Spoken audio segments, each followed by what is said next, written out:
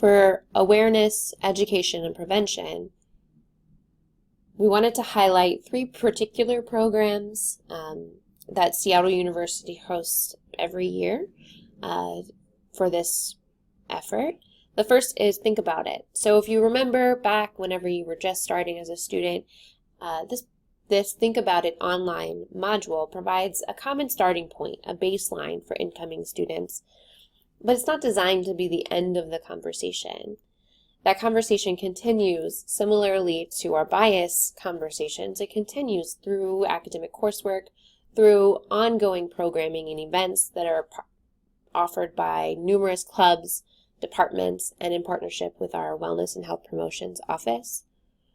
Escalation workshop, you might remember Escalation as a video that sparks discussions around healthy relationships and warning signs. And as a student leader, you have the opportunity to become a trained facilitator for that conversation, not only for if you wanted to bring the conversation into a specific group that you are a part of, but also for students at large. And lastly, we have Green Dot. This is one of the most extensive opportunities to improve your skills in bystander intervention and techniques. And if you're interested in any of these programs, they'll be linked at the bottom of this page.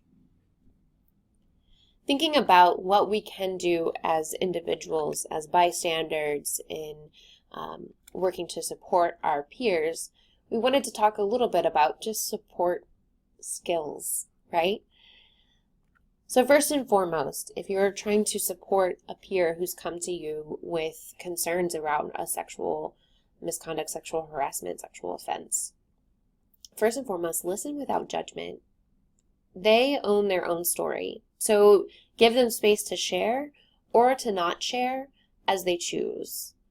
They don't owe you their story. They don't owe anyone their story.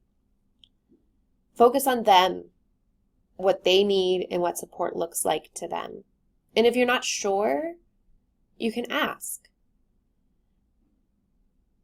But don't ask probing or investigatory questions. This is not a case for you to solve. It is a time to be present with another human. And match the language that they use to describe their experience. Don't label their experience for them. For example, don't say, "Oh, it sounds like that person has been stalking you," if they don't use that language first, because it's not empowering for another person to label your experience. You want to affirm and validate them in their experience. This is one of the best things that you can do for somebody who has experienced trauma, is just to affirm that they are seen, that they are heard, and that they're valued. The last is to share information and resources, both on and off campus. We have 24-hour medical, emotional, we have reporting resources. The biggest thing to remember, though, is that they get the choice of which resource, if any, they choose to seek. They also get to choose the timeline for when they would like to seek those resources. And whatever they decide, affirm their decisions without judgment. So in order to empower you to do this, it's important that us, as those that are training student leaders, ensure that you know what resources are available for supporting a student who's experienced this trauma.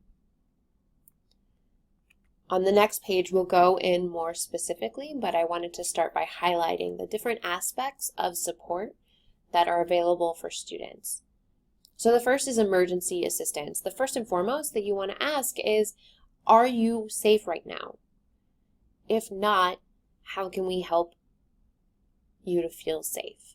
What resources exist for that emergency situation? There's medical assistance, both on and off campus. There's emotional support and conversation. We have confidential and on campus, we have private and on campus, we have confidential and off campus. It's for them to decide what feels best for them. But we have options. I think one of our lesser known aspects of support are the assistance and interim measures that are available on campus. This includes things such as no communication orders between students, academic or work accommodations, housing modifications if there are concerns related to where someone is living. And we'll go into these options into more detail a little bit later in this module. And lastly, we have formal reporting.